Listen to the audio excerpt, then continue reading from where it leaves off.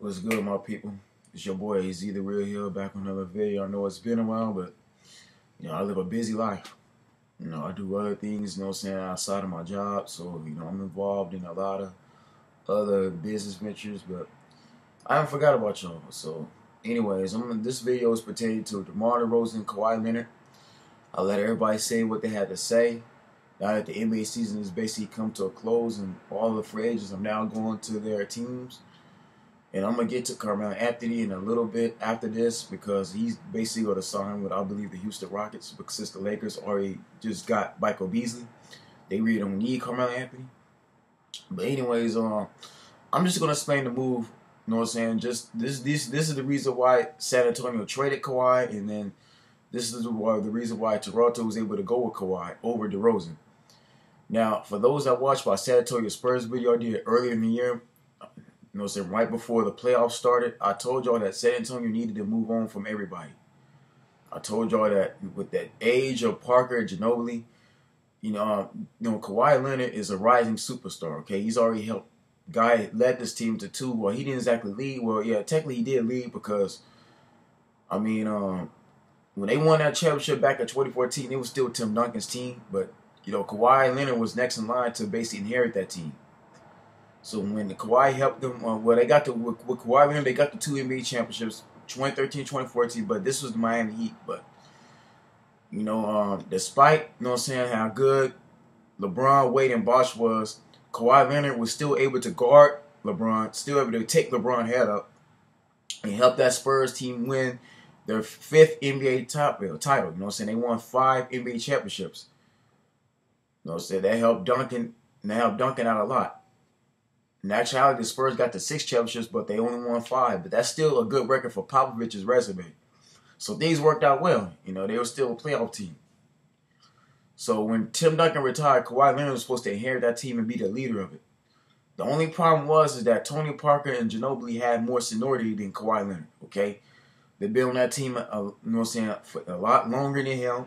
Like I said, they've been with Duncan for most of his career. Those three. Like Ginobili and Parker and Duncan are the Spurs' original big three. So they had a relationship with Popovich and R.C. Buford that Kawhi Leonard still did not quite have. As good as Kawhi Leonard was, Parker and Ginobili still got say-so over that team. They're still considered the captains of that team. They're still considered leaders of that team. Why? Because of their resume.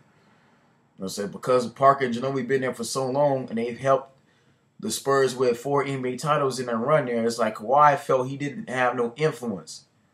Kawhi felt he couldn't really, lead the team the way he wanted to. Because I know even for like the last 3 or 4 years, it's Parker and Ginobili was always, in his face. And we wasn't just counting last year. We got to count like 2 years ago. Like the season when they lost to Golden State in the playoffs of the season before that. Like, for every one of the downfalls, it's like the team was always led by Ginobili and Parker. Kawhi felt that it was his team. He was next in line, which Popovich originally wanted, but no, Tony Parker and Ginobili, they got a lot of influence. And then if y'all listen to the interview that Steven Jackson went on, I think he was on First Take, or he was either on First Take or he's on Speak for Yourself or First Take. He was on one of them shows, or he was on Undisputed. Steven Jackson even said that as long as Tony Parker and Ginobili's there, Kawhi Leonard's not it's not gonna be his team. Ginobili and Parker, they're gonna have more of a better relationship with Popovich. Popovich is gonna listen to those two more so than Kawhi. And then of course they will say age has a lot to do with it. But from what I told y'all, man, from what I said in my last video, eventually R.C. Buford and Greg Popovich got to split that team up. And now you have seen this. I told y'all eventually Parker and Ginobili have to go. You got to split that team up. Tim Duncan is going. Once Tim Duncan left, that team was already starting to go in a different direction. Now, as you recently seen, Tony Parker has left the San Antonio Spurs and went to the Charlotte Hornets. And the reason why he did that simple fact is because Popovich and Buford basically have no use for him no more. And like I told y'all, man, like Tony Parker's reaching 36 years old. He's already an old man in his league. Tony Parker's had a very long career with the Spurs. And like I explained, the Spurs have never missed the playoffs. So that means Tony Parker's been playing since he was, I'll say 21, maybe 22 years old. Okay, and remember, Tony Parker was already playing in Europe leagues before he got to the NBA. It's just like Milos Teodosic and Luka Doncic and even Ricky Rubio. These guys are international players. A lot of these international players, the NBA talent, the NBA GMs pick up. A lot of these guys have had careers when they was like 15, 16 years old. But see, unlike the America and the Europe leagues, the international leagues, you can play professional sports at age 15, 16 when you're still in high school. They run their sports very differently overseas. So, I remind you, Parker already had a career before he went to the NBA in 2001 when he got drafted as a San Antonio Spurs. But still, man, the type of career he had an amazing career with the Spurs. You know, and it's like I said, it's tough not seeing him in a black and silver uniform because I've been watching Tony Parker throughout my whole childhood. But these are things that you must make in his business decision. And plus, DeMar DeRozan is a lot younger than Tony Parker. Anyway, DeMar DeRozan is only 28, 29. Almost reaching 30 years old. So he got more time left. But no, Tony Parker, he had to leave. With Manu Ginobili, and he needs to retire now. Like, truth be told, I would not keep Manu Ginobili on the Spurs team too much longer. I would retire him. I'll buy him out and retire him. It's time for him to go too. If Parker is gone, Ginobili needs to leave for the sake of the team. Because Ginobili is going to run things around a certain way. He's not used to. Because see, the thing about Kawhi Leonard is a leader. He's an alpha dog. Okay, this is why I don't agree with him going to the Lakers with LeBron James. Kawhi Leonard, you know what I'm saying, wants the ball, you know what I'm saying, given to him. He's also going to want to run an offense and defense. Okay, and you see the reason why he worked well with Kawhi because Kawhi was the main scorer. You know, so all Tim Duncan had to do was take a back seat and rebound. They need Tim Duncan to score a lot of points like he'd been doing before Kawhi came. Same thing with Parker and Ginobili. And they how Greg Popovich ran the system, he ran it through Kawhi Leonard. Kawhi Leonard was the main scorer. Then, you know what I'm saying, he got the rotation around Duncan and Ginobili and Parker. The rotation ran down the line, but Kawhi was that main guy getting the ball. They was going to go to Kawhi first before scoring the basket. And then if that didn't work, they'll pass the ball and rotate it. But Kawhi was the main dude. And y'all seen this 2 years ago. Before the injury, Kawhi Leonard was basically taking it to Golden State. Why? Because he was the bad guy getting them all. Yeah, LaMarcus Aldridge is good, but LaMarcus Aldridge knew the risk he had to take going to that team. LaMarcus knew that was Kawhi's team before he got there.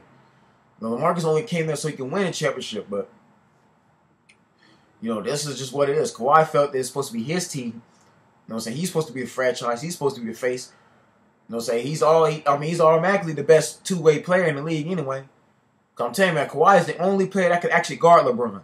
As far as like shutting him down, stopping him. Matter of fact, LeBron and Durant, Kawhi Leonard could actually guard.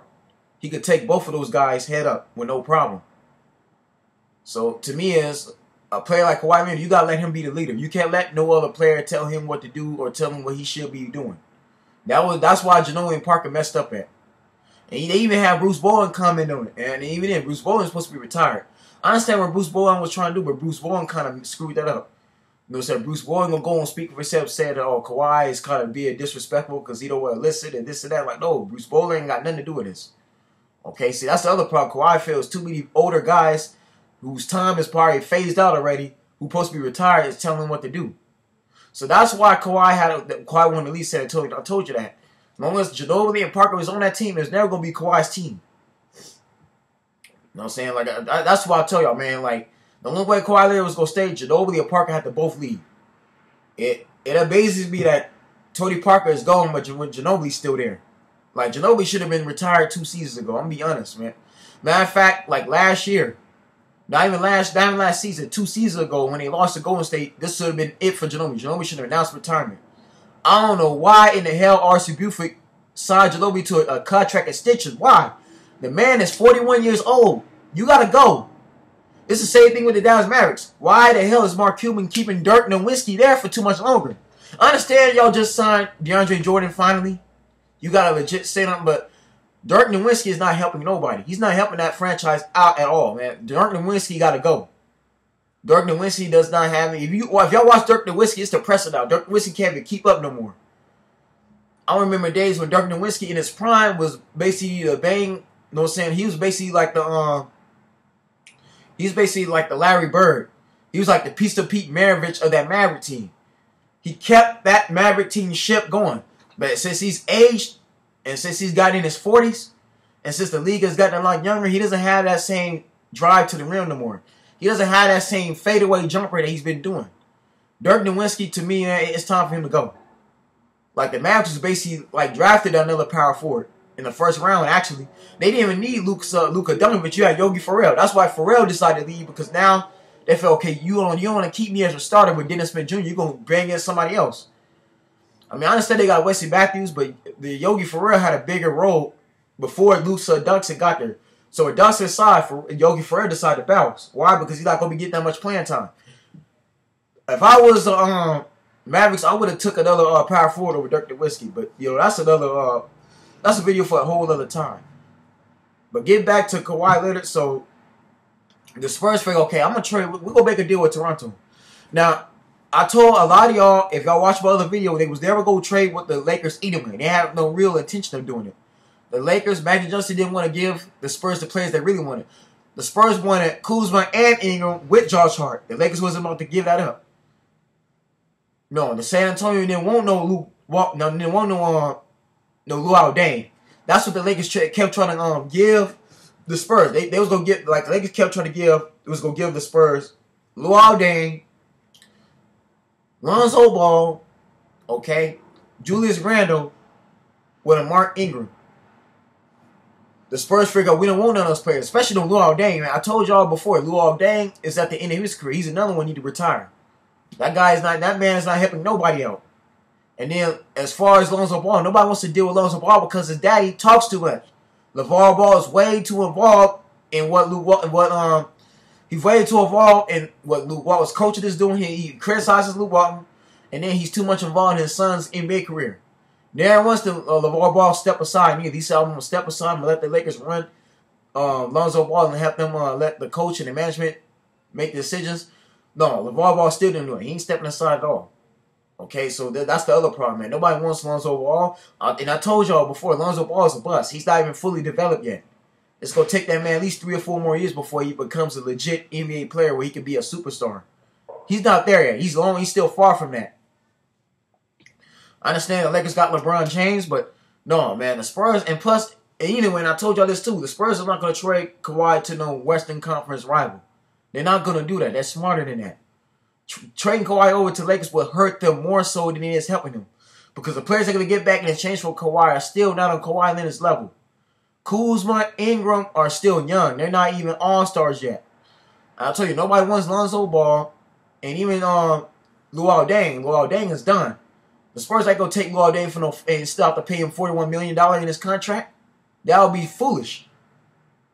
So this is why they decided to go with Toronto. Now, I'm going to tell you why Toronto made this whole move. And y'all need to understand, it goes back to them in the last 8 years. Okay? Now, yeah, Dwayne Casey got Coach of the Year, but you got to understand it. The fact that Dwayne Casey has a better Toronto Raptors team than he did back in 2011, 2012, 2013. The simple fact you got Serge Ibaka, DeRozan, Kyle Lowry. You got Barry Judas has been playing well. You got Van Fleet, who was a good draft pick. Nolan Powell proved to also be a good draft pick. You have all these players loaded, and yet you still can't get past the Cleveland Cavaliers or LeBron James. Y'all gotta understand this. The Toronto keeps losing to the same teams the last 4 or 5 years in a row. And even 3 years ago, okay, when in 2016, yeah, they got to the Eastern Conference Finals. Oh, it was in 2016 and 2017, they got to the Eastern Conference Finals, but they still could not beat the Cavaliers.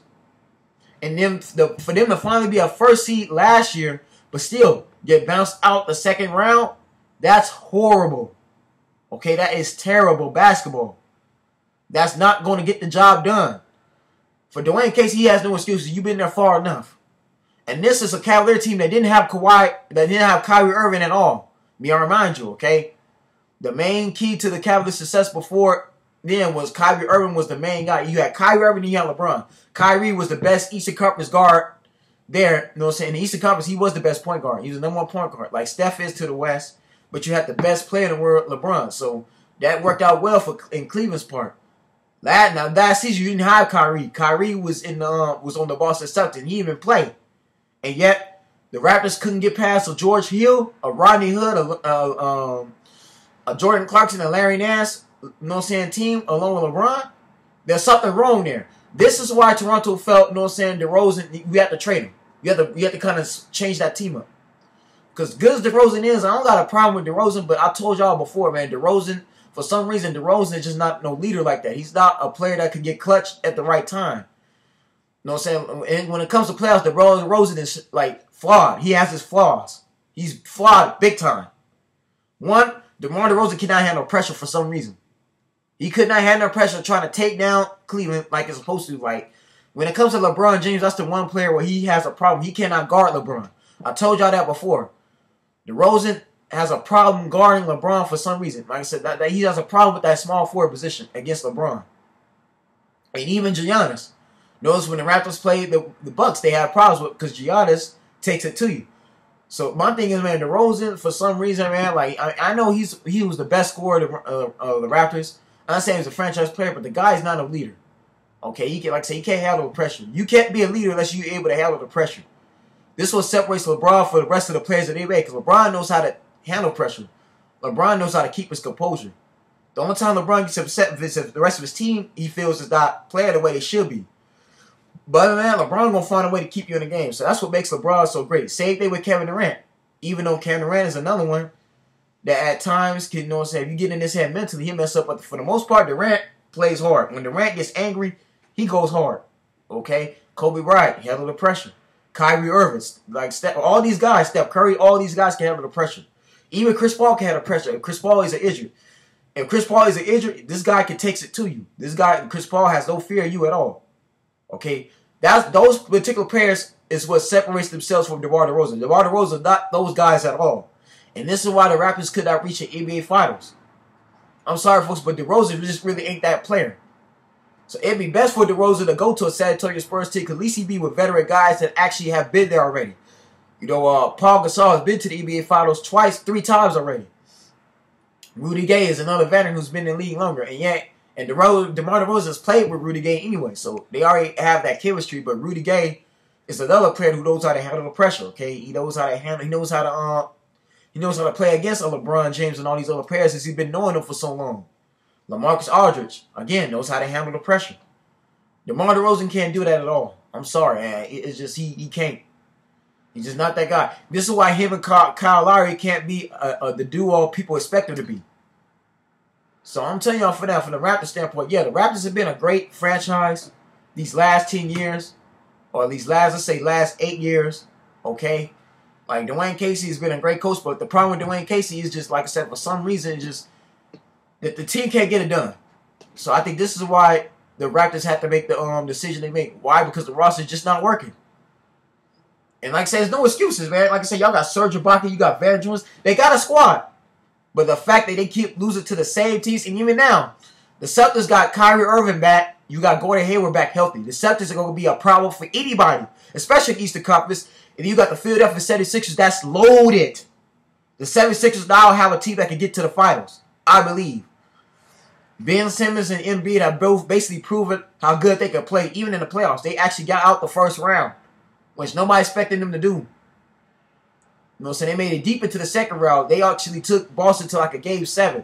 So my thing is, I think it was a Game 6. Yeah, Game 6 or Game 7. Either way, they played hard against Boston. So my thing is, if the Raptors struggle against a Cleveland Cavaliers team, they struggle against one player. Imagine having to go against a team that got multiple players that are good.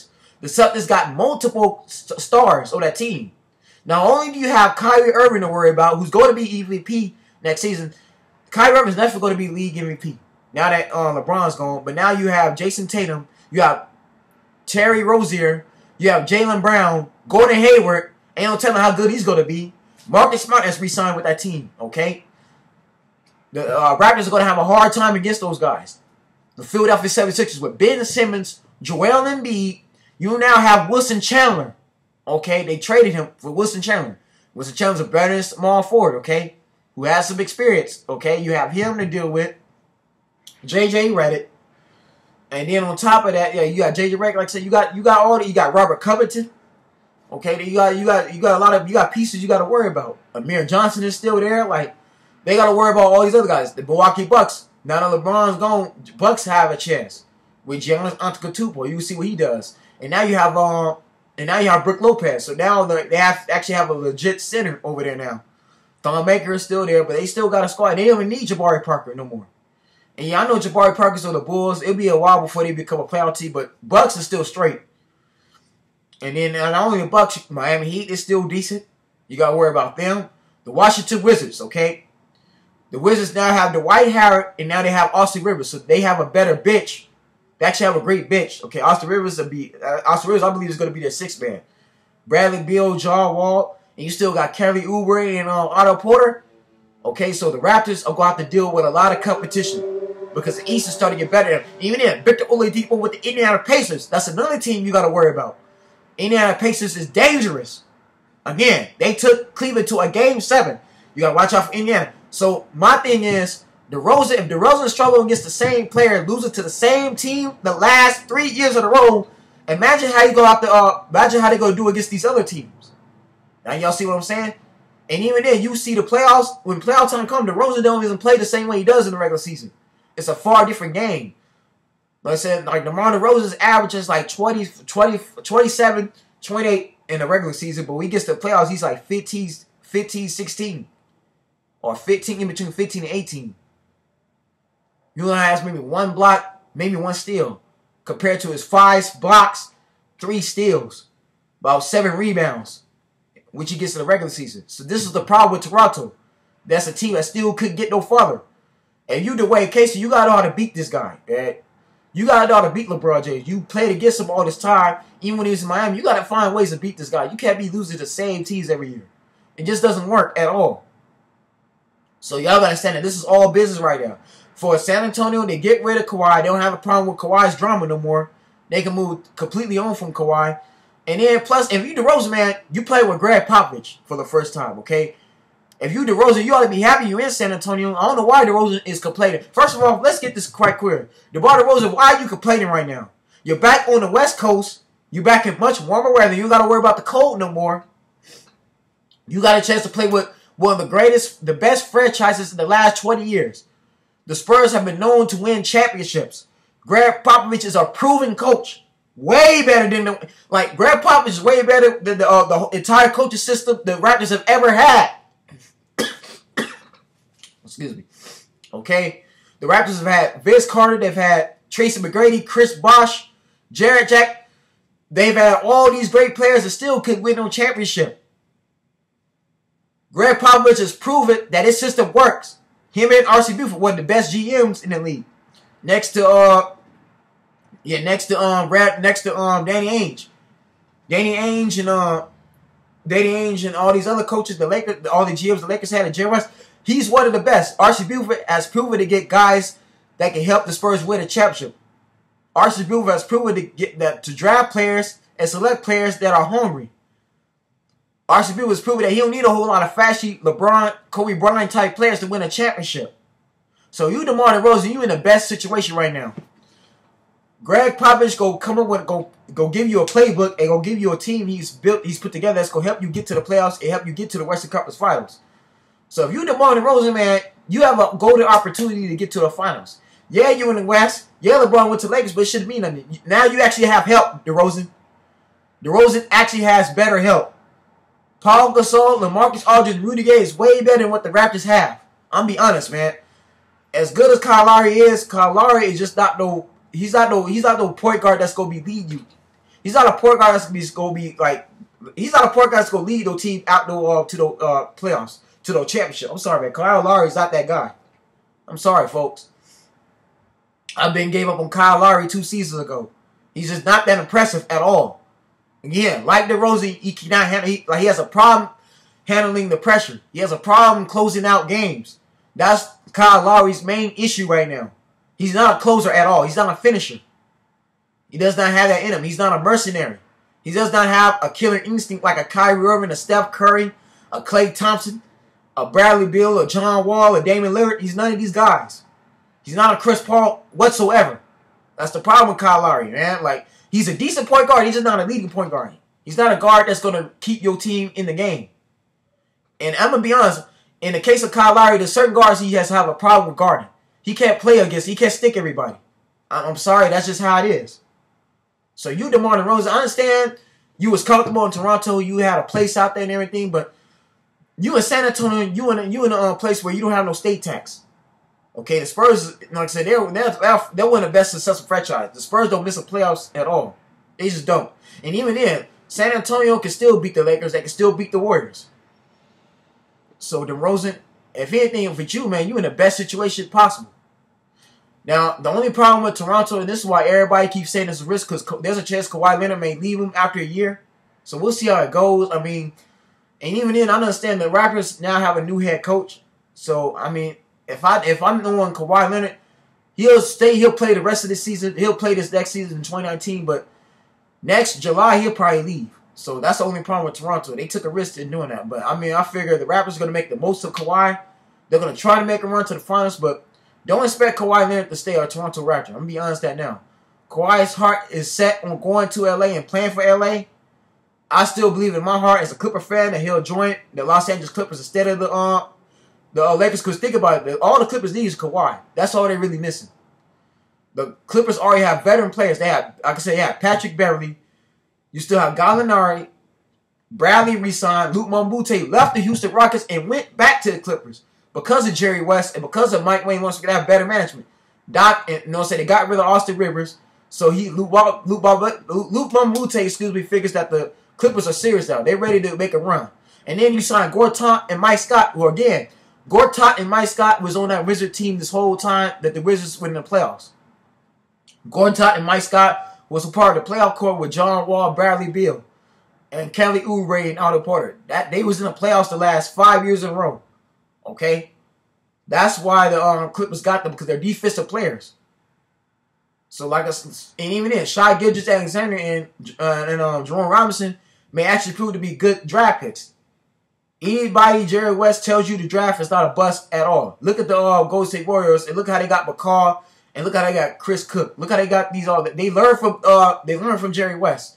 So, anyways, that's why Mbute came back. So, like I said, the Clippers got a veteran team. All they missing is Kawhi Leonard.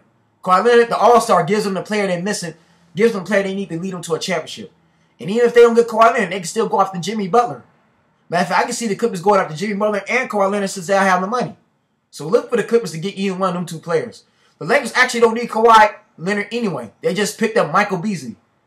They now have LeBron James, Ingram, and Kyle Kuzma with Beasley. And you got Lance Stevenson, who also played the small forward. They don't need Kawhi Leonard at all. The Lakers got enough forwards as it is. And maybe that's LeBron James saying, I don't need Kawhi. Let Kawhi Leonard go where he go. We're done with Kawhi. So you Laker fans, I'm sorry, but don't look for Kawhi Leonard to go to no Los Angeles Lakers no more. Especially after y'all just signed Michael Beasley to a contract. No, that's it, man. So anyways, man, that's just what it is. But for DeMar DeRozan, man, to me, I think the Raptors, the Spurs got the best trade. They won the trade already.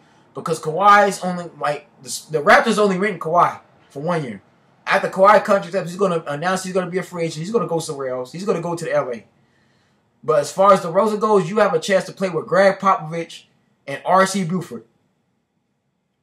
Now that Greg Popovich has DeRozan, he can literally change the roster. But he's going to come up with a playbook that can help DeRozan. DeMar DeRozan actually played better than when he was with the Toronto Raptors. So I'm just being honest, man. I don't see DeMar DeRozan complaining at all. I really don't, man. But like I said, the Spurs are a winning franchise. They're way better than Toronto. And I'm sorry, I hate to say this about Toronto, even though Toronto, again, has had great players. They've had some success. They just still can't get to a championship. They have to figure out, they have to get the right kind of players. They got to figure out what they want to do. It just hasn't been working. So you got to break that roster up. So that's why Toronto did that. That's the video, folks. Shouts out to my subscribers. I love all of y'all.